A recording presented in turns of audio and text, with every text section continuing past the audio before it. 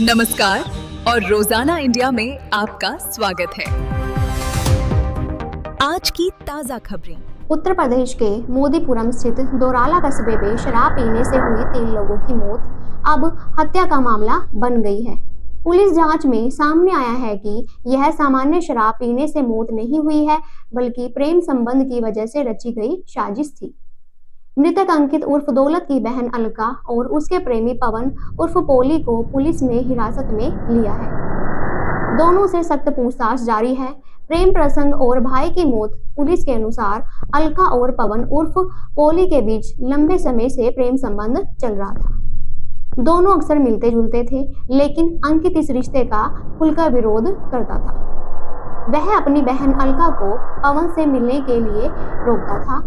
अंकित दोनों के रिश्ते में सबसे बड़ी रुकावट बन गया था। इसी वजह से अलका और पवन ने मिलकर अंकित को रास्ते से हटाने की प्लानिंग की। मेरठ में तलाक के एक अनोखे मामले ने सबका ध्यान खींचा, जहां रिटायर्ड पिता ने बेटी के तलाक के बाद उसका स्वागत जश्न के साथ किया। कोर्ट से घर तक ढोल नगाड़ों के साथ परिवार और रिश्तेदार नाचते गाते पहुंचे और मिठाइयां बांटी गई। घर पहुंचने पर पिता ने बेटी को फूल माला पहनाकर स्वागत किया। परिवार के सदस्य एक जैसी काली टी शर्ट पहने नजर आए, जिस पर बेटी की तस्वीर और I love you my daughter लिखा था। पिता ने बताया कि उन्होंने 8 साल पहले बेटी की शादी आर्मी के मेजर से की थी, लेकिन वह ससुराल में खुश नहीं थी और उसे परेशान किया जाता था। भावुक पिता ने कहा कि बेटी की खुशी सबसे जरूरी है। उन्होंने बिना किसी एलिमनी या सामान के सिर्फ बेटी को वापस घर लाना ही समझा। उत्तर प्रदेश के मुख्यमंत्री योगी आदित्यनाथ 2 दिन के वाराणसी दौरे पर हैं। यहाँ सीएम योगी सम्राट विक्रमादित्य के जीवन पर आधारित महानाट्य कार्यक्रम में शामिल हुए। इस दौरान सीएम योगी ने उन फिल्मों को लेकर तंज कसा जिनमें अपराधियों को हीरो की तरह दिखाया जाता है। उन्होंने कहा कि जब ऐसी फिल्में दिखाई जाती हैं तो युवा उन डकैतों को ही अपना आदर्श मानने लगते हैं। इस तरह की फिल्मों ने देश की कई पीढ़ियों को खराब किया है।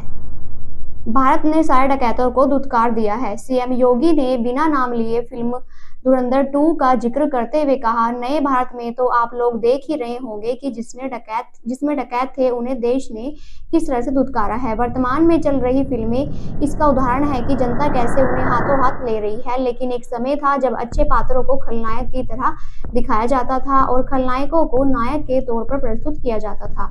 परिणाम क्या निकला? पीढ़ियां खराब हो गई।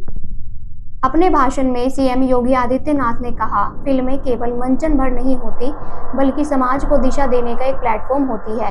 युवा पीढ़ी के सामने जैसी फिल्में परोसी जाएंगी वो वैसे ही आदर्श अपनाएंगी। इसलिए मैं अक्सर फिल्मों के निर्माताओं, निर्देशकों और कलाकारों से कहता हूं कि इस तरह की फिल्में बनाइए जो राष्ट्र के लिए प्रेरणा बने।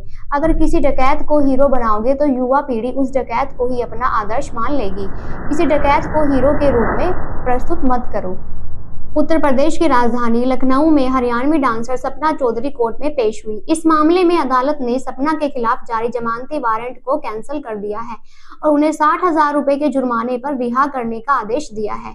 इसके साथ ही कोर्ट ने सपना पर 1400 रुपए का जुर्माना भी लगाया। सपना खुद कोर्ट में पहुंची और अपनी जमानत कराई।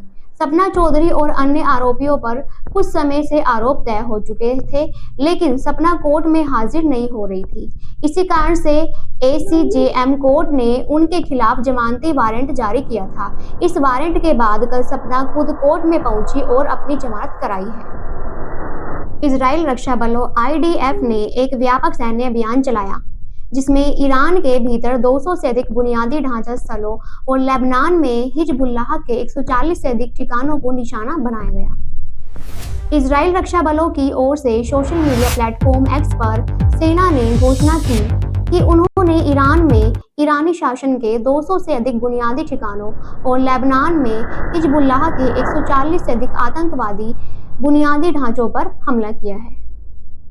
इजराइल की ओर से किए गए इन सटीक हमलों का उद्देश्य इस्लामिक रिवॉल्यूशनरी गार्ड कॉर्प्स यानी कि IRGC से संबंधित लंबी दूरी की मारक क्षमता और रक्षा नेटवर्क को नष्ट करना था। इजराइल की ओर से ईरान में जिन लक्ष्यों को निशाना बनाया गया, उनमें से एक केंद्रीय IRGC साइट शामिल थी, जहां कई तरह के हथियार रखे गए थे।